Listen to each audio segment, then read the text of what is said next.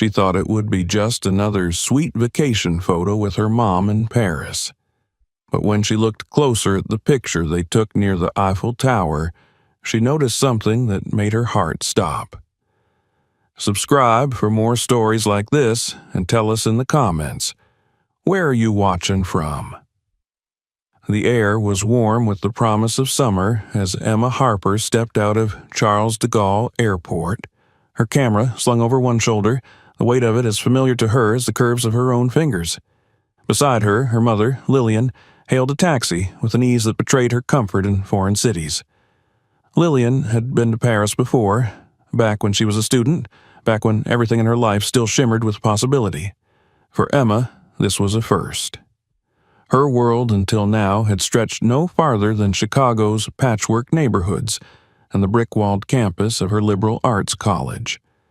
Now, in Paris, the city of light and layered histories, Emma felt like a walking contradiction. An American girl with a dark complexion, wide, curious eyes, and a mother who could pass for European nobility. The driver loaded their bags into the trunk as Lillian chatted effortlessly in French, her accent tinged with the remnants of years spent abroad. Emma listened, half impressed, half detached, as she slid into the back seat. Through the car window, the city began to unfurl.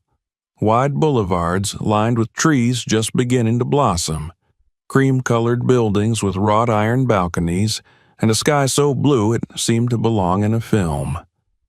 Emma leaned back, her fingers tightening around her camera. She was here not just to see Paris, but to document it, to capture the quiet in-between moments, the unposed life of strangers. But she also hoped, without quite admitting it, that the city might offer her something more. Something she couldn't name. Their hotel was a cozy boutique building in the 7th arrondissement, close enough to the Seine that they could hear the murmur of boats at night. Their room was small but elegant, its window opening onto a street where bicycles clattered and the scent of fresh bread drifted up in the mornings. Lillian, as always, moved with graceful efficiency, unpacking quickly, setting her cosmetics in a tidy row by the mirror, hanging her linen dresses as if they belonged in that wardrobe. Emma moved slower, distracted by the sounds outside, by the city's rhythm. On their first afternoon, they wandered through the Latin Quarter. Lillian led the way with an energy Emma hadn't seen in her for a while, pointing out cafes she used to frequent, bookstores where she'd once lost track of time. Emma trailed beside her, half listening, half focused on her surroundings. She raised her camera again and again, catching moments as they slipped past. A boy with a red balloon, an old woman feeding pigeons, a couple kissing beneath a row of sycamores. She loved this kind of photography, the candid, the fleeting, the background details no one else noticed. "You always shoot people from behind," her professors had told her. Why? Emma never had a clean answer. Maybe because people showed more of themselves when they didn't know they were being watched. That night, over dinner at a bistro tucked between two narrow streets, Lillian asked gently, "Are you glad you came?" Emma paused with her fork in midair. "Yeah, it's beautiful, different." Lillian smiled, but there was something guarded in her eyes. "I thought you'd like it here." They didn't talk about Emma's father. They never did, really. All Emma knew was that he'd died in a car accident when she was 2. There were no photos in the house, no stories told. It was as if his presence had been erased so thoroughly that Emma sometimes wondered if he'd ever existed at all. She didn't push. Lillian had always shut down those conversations with a soft shake of her head, and a look that made Emma feel like an intruder in her own history. On their second day, Lillian insisted on visiting the Eiffel Tower. We can't come to Paris and not do the tourist thing at least once, she said brightly, though Emma could tell she was mostly trying to be cheerful for her sake. They arrived mid-morning, the plaza already buzzing with people. Vendors called out in multiple languages, children chased pigeons, and couples posed with wide, manufactured smiles. Lillian wanted a photo together. "Just one," she said, tugging Emma toward a quiet spot with the tower rising behind them in its usual postcard perfection. Emma hesitated. She hated posed pictures, hated seeing herself next to her mother. Lillian, with her flawless skin, green eyes, and pale golden hair that curled just so around her shoulders. Emma, with her dark skin and thick curls pulled back into a low bun, always felt like a question mark in those photos. Still, she agreed. A man nearby offered to take the picture, and Lillian handed over her phone with a grateful smile. Emma stood next to her mother, trying to soften her expression, to smile without thinking too much about how she looked. The camera clicked once, twice, and then it was over. The man thanked them, handed back the phone, and disappeared into the crowd. They walked along the river afterward, stopping for ice cream from a street vendor. Emma took a few more photos of boats, of birds, of a stray cat perched on a stone wall, but the earlier picture lingered in her mind. There was something about the moment it was taken, something unsettled. Back at the hotel that evening, while Lillian showered, Emma transferred the day's photos to her laptop. She liked to edit at night, softening colors, cropping out noise, finding the story hidden in the chaos. When she pulled up the image of her and her mother at the Eiffel Tower, her eyes were drawn not to herself, but to the background. There, just behind her mother's shoulder, stood a man. He was tall, broad-shouldered, wearing a long gray coat despite the warmth.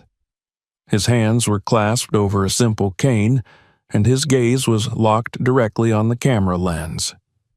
Emma zoomed in. His expression was unreadable, but his eyes were sharp, almost too sharp.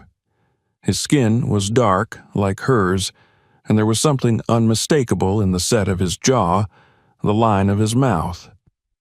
Her stomach tightened. She opened a folder on her desktop, one she rarely touched. Inside was a scan of a single old photograph. It showed a younger Lillian holding a baby on her lap. The man sitting beside her was dark-skinned, handsome, serious. He had a faint scar just above his right eyebrow. Emma pulled up the photo from that morning and dragged it beside the old one. The man at the Eiffel Tower had a scar, the same one, in the same place. Her heart pounded. She stared at the two images, flipping back and forth. The features matched, not perfectly, but closely enough that her skin prickled. She blinked, rubbed her eyes, zoomed in again. It couldn't be. Her father was dead. Her mother had told her so. But the man in this photo wasn't a ghost. He was there, alive, real, watching. Lillian emerged from the bathroom, wrapped in a towel, humming softly as she dried her hair. Emma closed the laptop. She wasn't ready. Not yet. That night, lying awake in the unfamiliar bed, Emma stared at the ceiling, her thoughts churning. If the man in the photo was who she thought he was, what did that mean? Had her mother lied to her all these years? Had her father faked his death? Had something happened that neither of them had ever wanted her to know? The silence in the room was thick, almost unbearable. Outside, the city whispered. Car horns, distant laughter, the rumble of a motorcycle speeding down a narrow street. Emma turned onto her side, her back to her mother, and whispered into the dark, "Who are you?" The question wasn't only about the man in the photo. It was about herself, about her history, about everything she thought she knew. And it didn't feel rhetorical anymore. It felt like the beginning. Emma didn't sleep that night. She lay in bed, her eyes wide open in the darkness, listening to the even rhythm of her mother's breathing. Every so often, she turned toward the faint light of the street lamp outside, tracing the familiar pattern of shadows that flickered on the ceiling. Her thoughts were loud, too loud to ignore. The image of the man at the Eiffel Tower hovered before her eyes like a ghost she couldn't banish. She had zoomed in on that photo a dozen times, adjusting the brightness, tilting her screen, questioning herself. But the more she stared at it, the more certain she became. The man in the photo was not just anyone. He was someone. Someone who had no business being alive if everything her mother had told her was true. When morning came, she got dressed quietly and slipped out of the room before her mother woke. She didn't leave a note. It was early still, the city not yet fully awake, but the streets already hummed with the energy unique to Paris mornings. The hiss of espresso machines behind half-raised shutters, the slap of damp rags against cafe tables, the soft clatter of delivery vans maneuvering through tight alleys. Emma walked aimlessly at first, her camera bouncing against her hip, until she found herself drawn back toward the tower. She didn't know exactly what she hoped to find. The man? A clue? A coincidence to explain it all away? She wasn't sure, but she needed to go back to the place where everything had started to unravel. The tower loomed ahead, half shrouded in the gray of a waking sky. The plaza beneath it was mostly empty, save for a few joggers and a group of early tourists taking selfies. Emma wandered the perimeter slowly, scanning every face, every movement. She recognized one of the street photographers from the day before, a middle-aged man with a laminated ID tag hanging from his neck and a camera slung low on his chest. He was leaning against a cart of postcards, sipping from a thermos. "Excuse me," she said, approaching him in halting French. "You were here yesterday, yes?" He looked up, surprised, and then nodded. "Oui, chaque jour. You need photo?" "No," she said quickly. "Actually, I'm looking for someone. A man, tall, black, maybe in his 50s, with a cane. He was here yesterday morning, behind the crowd, maybe standing alone." The man studied her for a moment, then shrugged. "Oui, I remember him. He comes often. Same time. Never talks, just stands, watches." "Watches what?" Emma asked, her voice barely above a whisper. The man looked off toward the tower, then gave a vague gesture. "Everything. Everyone. Who knows?" Emma's pulse quickened. "Do you know where he goes? After?" He shook his head. "Disappears, like ghost." She thanked him and turned away, her heart beating faster. So the man wasn't just a trick of the light or her imagination. He had been there, and he came often. She scanned the crowd again, this time with sharper focus. A jogger passed. A couple laughed over something on a phone. A woman in a trench coat walked a leashed dog, but the man was not there. Emma returned the next morning, and the morning after that. On the third day, she saw him. He stood at the far edge of the plaza near the railing that overlooked the river. His gray coat was the same. His cane rested in one hand, the other tucked into his pocket. He faced the tower, unmoving, as if carved from stone. Emma froze. Her fingers twitched toward her camera, but she didn't raise it. She didn't want to break the moment. She watched him, her mind racing, her breath shallow. Then, as if sensing her gaze, he turned. Their eyes met. Emma felt a shock run through her. He looked at her not with recognition, but with something else, something unreadable, deep, measured. Then he turned away and walked off down the street. Without thinking, Emma followed. He moved slowly, carefully, navigating the cobblestone sidewalks with the aid of his cane. He didn't seem to notice her behind him, or if he did, he gave no sign.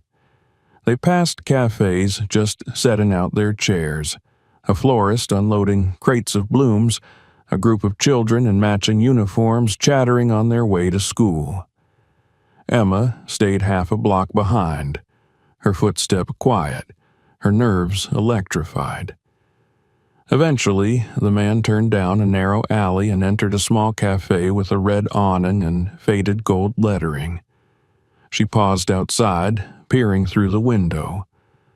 The place was nearly empty. Just a sleepy waiter wiping down a table and the man, now seated in the back corner, facing the door. He had ordered coffee and was reading a newspaper in English. Emma took a deep breath and pushed open the door. The bell jingled overhead. The waiter looked up and nodded, gesturing for her to sit anywhere. Emma hesitated, then walked to the table across from the man and sat down. He looked up. Close up, he was older than in the photo she remembered, but only just. The same strong brow, the same full lips, the same scar above the right eye. His gaze lingered on her face, and Emma thought, hoped, she saw something flicker there. Recognition? Confusion? She couldn't tell. "Good morning," she said, her voice too loud in the quiet space. He nodded politely. "Morning." His accent was unmistakably American, deep, familiar in a way that made her throat tighten. I think we may have met," she said, fumbling. "Or maybe not. I'm sorry, this is weird." He gave a small smile. "Paris is full of weird." There was silence between them. Emma looked down at the table, then back at him. "You were at the tower a few days ago. You were looking at us." "Was I?" he asked mildly. She nodded. "I think I know who you are." He leaned back slightly. "And who do you think I am?" Emma swallowed hard, her hands clenched in her lap. "My name is Emma Harper. My mother is Lillian Harper.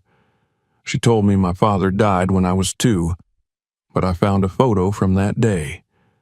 You were in it. You look exactly like the only picture I've ever seen of him." The man was still, completely still. "I think you're Paul Harper," she said, barely breathing. "I think you're my father." For a long time he didn't answer. The silence stretched and stretched until Emma wanted to scream. Then, finally, he spoke. "You look like my mother," he said quietly. "Especially the eyes. She was a good woman, sharp. She would have liked you." Emma's vision blurred. She blinked rapidly. "So, it's true?" He nodded slowly. "I never thought I'd see you," he said. "Not like this." "Why didn't you come back?" she asked, her voice rising. "Why did you let her tell me you were dead?" Paul looked down at his coffee. When he spoke again, his voice was low, even. "It wasn't my choice." And then he told her. About New York. About the internal affairs case he'd stumbled into while working in the city's public records division.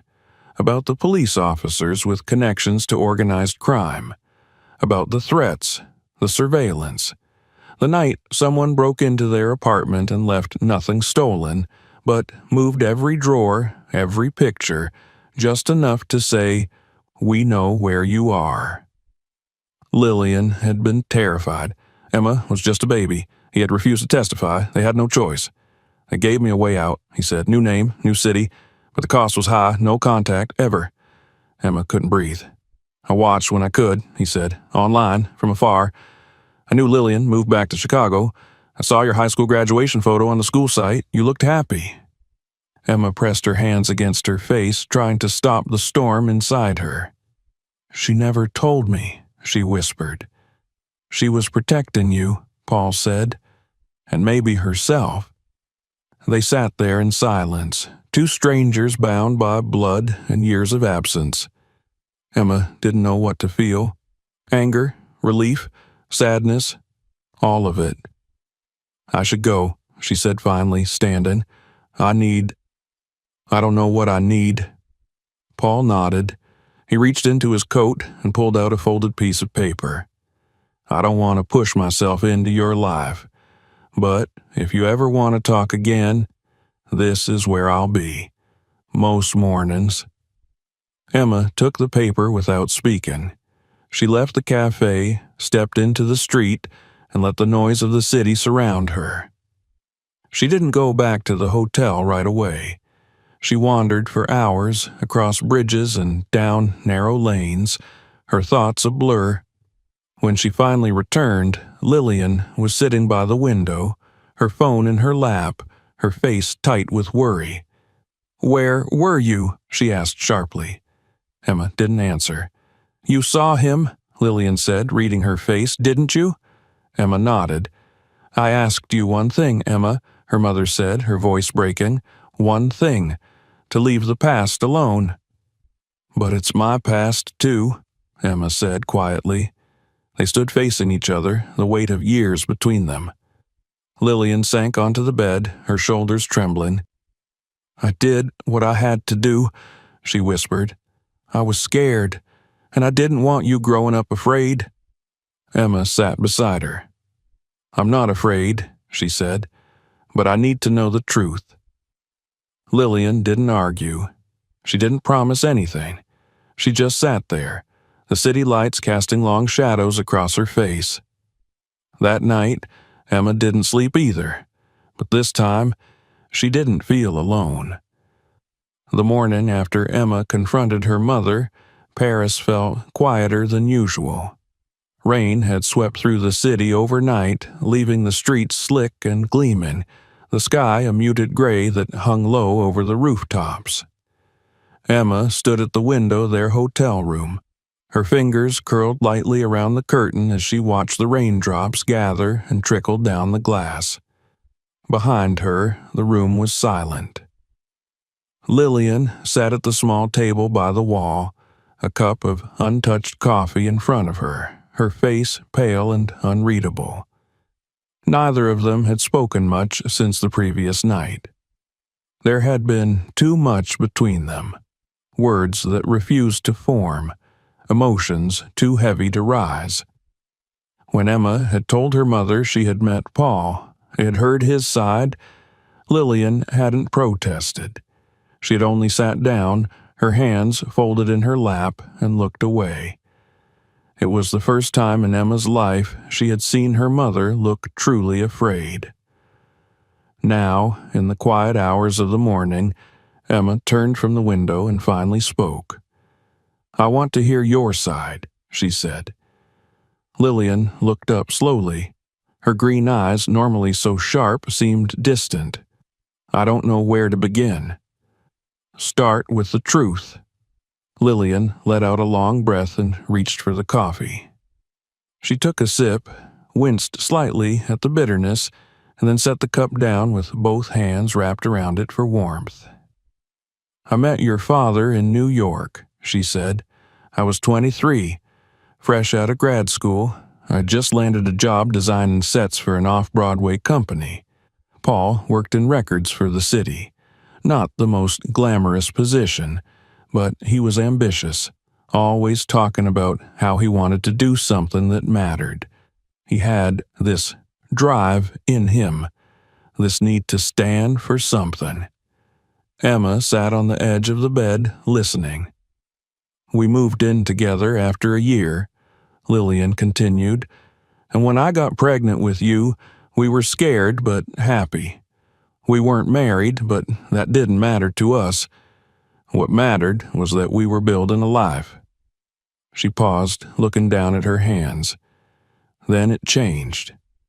He came home one night, shaken, said he'd seen something, documents, records that pointed to something big. Corruption. Police officers tied to organized crime. At first, I thought he was being dramatic, but then things started happening. We got strange phone calls. Our apartment was broken into. Nothing stolen, but it was clear someone had been there. Drawers left open. A photo of you on the floor, face down. Emma's heart thudded. He refused to stay quiet. He wanted to expose it, go public, but no one was listening.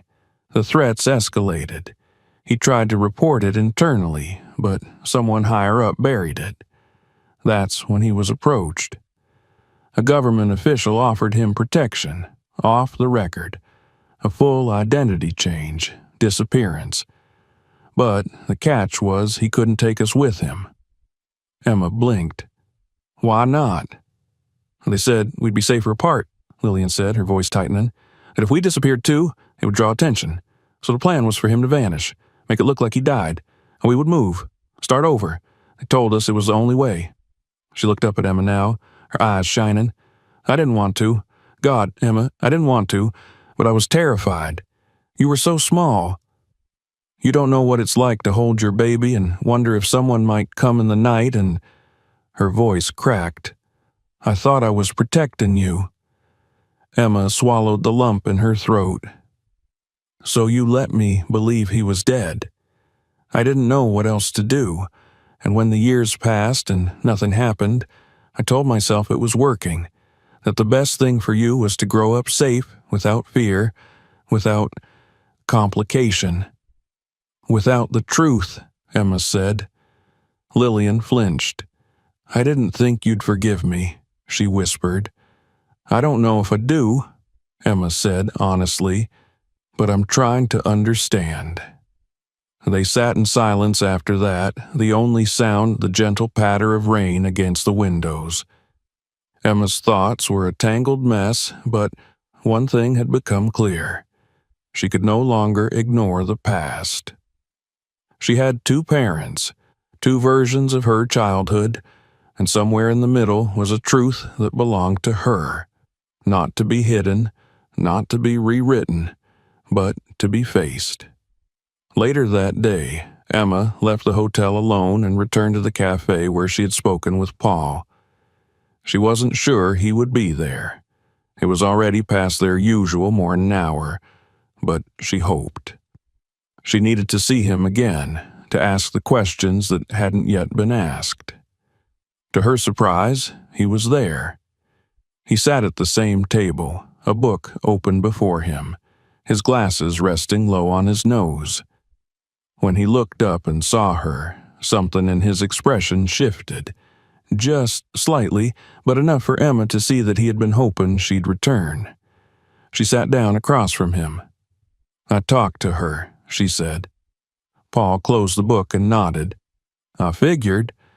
She told me everything. And what do you think? He asked softly. I think you both did what you thought was right. And I think you both made choices for me that I should have been able to make myself. Paul didn't argue. She said you weren't allowed to see us again, Emma continued, but you did anyway. I never spoke to her, he said quickly. I kept my distance. I just needed to know you were okay. You followed us online? He nodded. At first it was just out of curiosity. Then it became something else. I watched you grow up through a screen. School websites, art competitions. One year I found a gallery that had displayed your photography. Emma blinked. You saw my photos? I saw everything I could. It was my only connection. She looked down at her hands. So, when you saw us at the tower, it wasn't an accident? I didn't know you'd be there, he said, but once I saw you, I couldn't look away. Emma stared at him. There was pain in his voice, yes, but there was love, too. Deep, aching, quiet love that had waited almost 2 decades for a voice, for a face, for this. I don't know what I want from you, she said honestly. I don't even know if I want anything at all, but I can't pretend this didn't happen. Paul reached into his coat and pulled out a small photo, its edges worn from years of handling. He slid it across the table to her. It was her, a toddler, maybe 3 years old, sitting in a park on a bright day. She held a juice box in both hands, her curls wild, her face turned toward the sun. She didn't remember the moment, but it stirred something in her chest.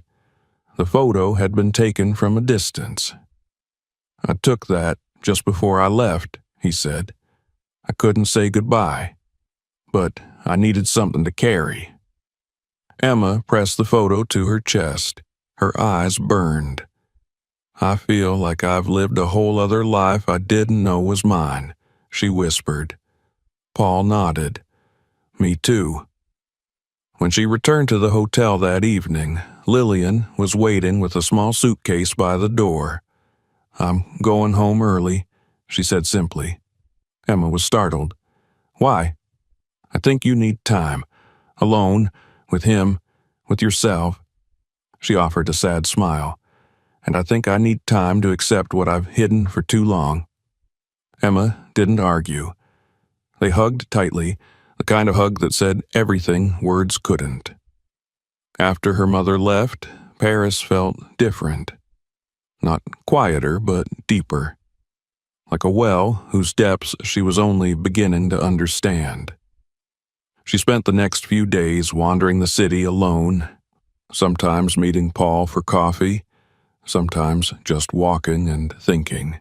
She asked him about his childhood, about his family, about the people he had once been close to.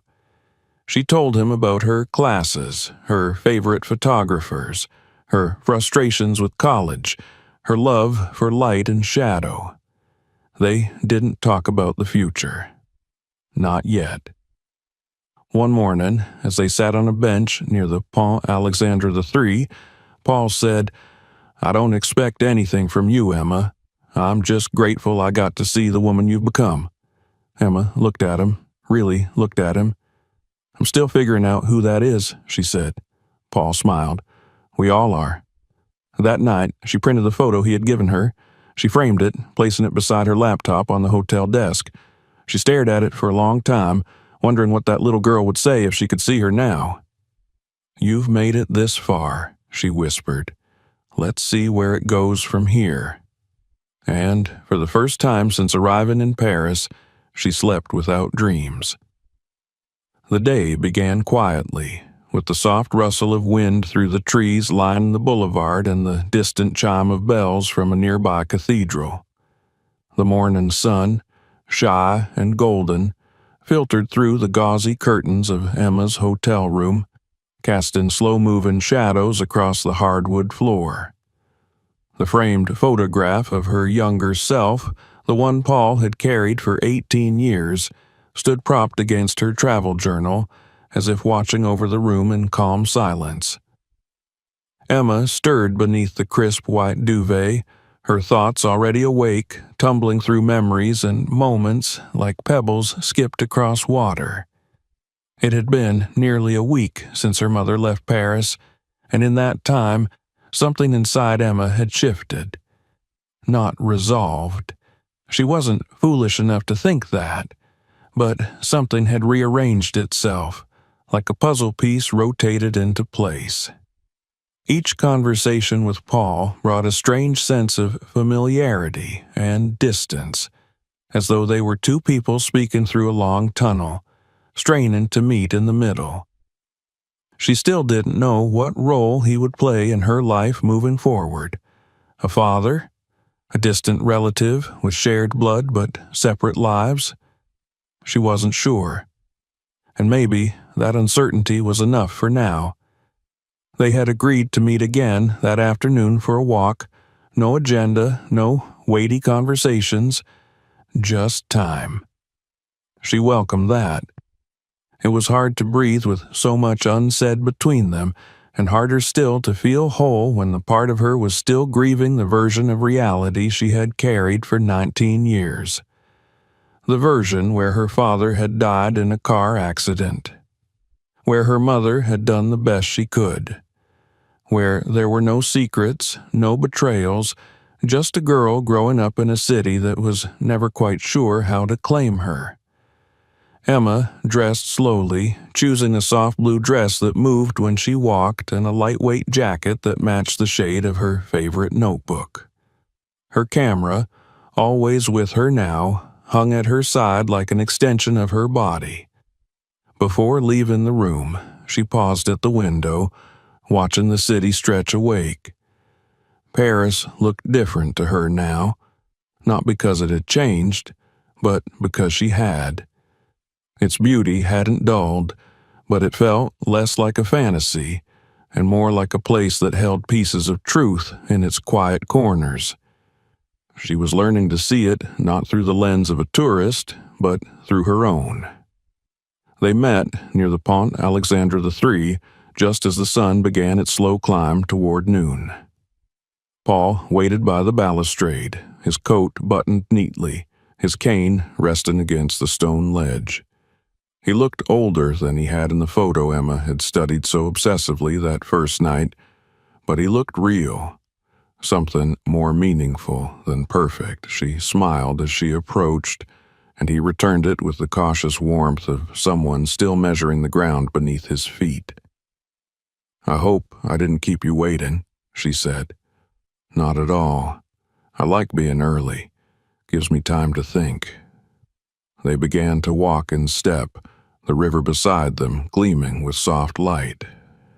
The breeze tugged gently at Emma's curls, and the smell of roasted chestnuts drifted from a street vendor on the corner. "Do you remember living here?" she asked after a while. Paul nodded. "Parts of it. We weren't here long, just a few months before everything changed. Your mom always loved the city, though. Said it made her feel like herself again." "I can see that," Emma said. "She walked differently here, like the city knew her name." Paul chuckled. "That sounds like her."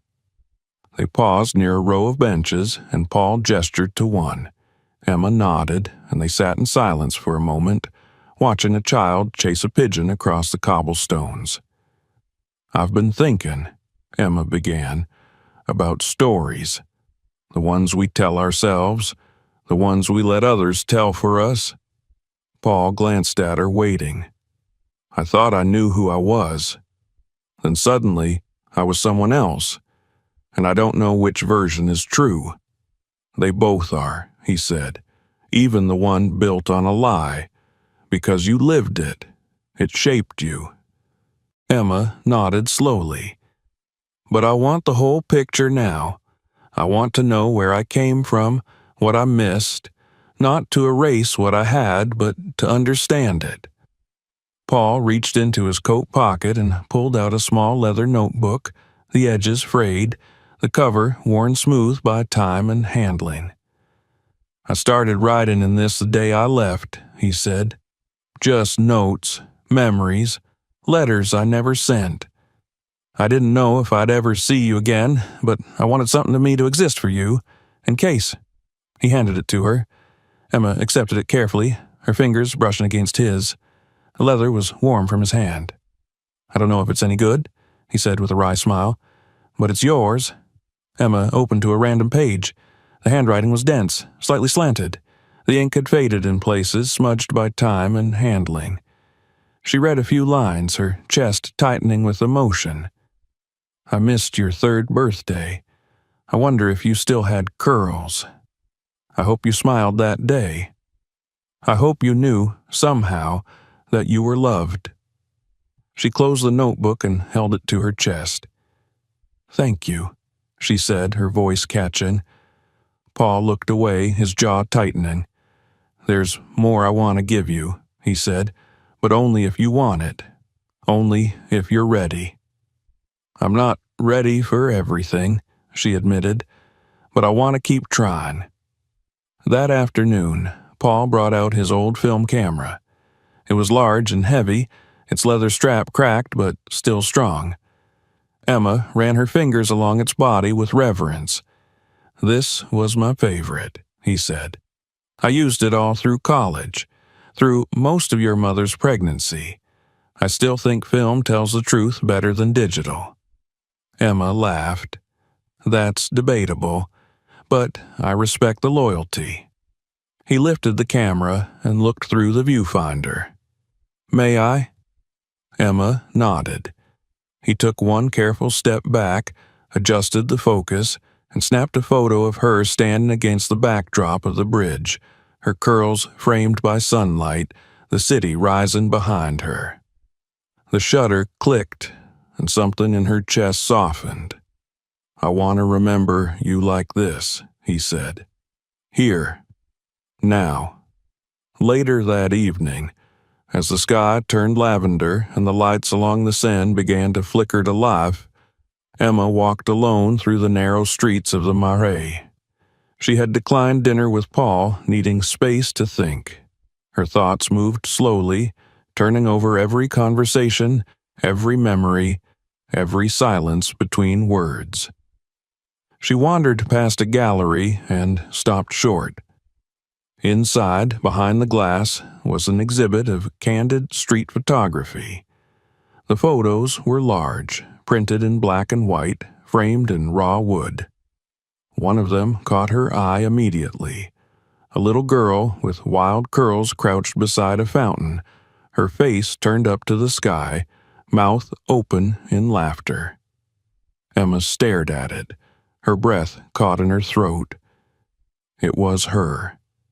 She didn't remember the moment, but she knew it. She recognized the shape of her hands, the tilt of her head. The photo had been taken from a distance and there was no name on the label, just Untitled #23, Paris 2006. She stepped inside the gallery, her footsteps echoing on the polished floor. The curator approached, a woman in her 60s with kind eyes. "That's me," Emma said, pointing to the photo. The woman raised her eyebrows. "Truly?" "Yes, my father must have taken it. Paul Harper. Do you know him?" Recognition sparked. "He submitted a handful of pieces to our exhibit years ago," the curator said. "He didn't stay long, left no contact, said they were memories." Emma stood before the photo for a long time. A memory she didn't have, captured by a father she hadn't known, now returned to her in the most unexpected way. It felt like fate, like something had found its way home. The next morning, Emma printed a new series of her own photos. They were quiet, intimate frames of Paris, faces in shadow, lovers caught in mid-laugh, dogs sleeping beneath cafe tables, reflections in glass. But in each one, she included something subtle in the background. A hand, a profile, a ghost of a passerby. She titled the series In the Background. She included the photo Paul had taken of her on the bridge. And one more. The one from the Eiffel Tower, where the whole story had begun, with Paul just behind her mother's shoulder, watching. She printed it large, framed it in silver, and set it at the center of the gallery wall. At the opening night of her pop-up show in a small Paris studio, guests murmured appreciatively, walking slowly from frame to frame. They commented on the use of light, the layers of meaning. One man paused in front of the Eiffel Tower photo and turned to Emma. "Who is the man in the background?" he asked. Emma smiled, her eyes soft. "That," she said, "is the beginning of everything." And for the first time she said it without fear. If you enjoyed this story, don't forget to subscribe for more. Check out our other videos for more powerful stories like this one. And if this touched you, share it with someone who needs to hear it.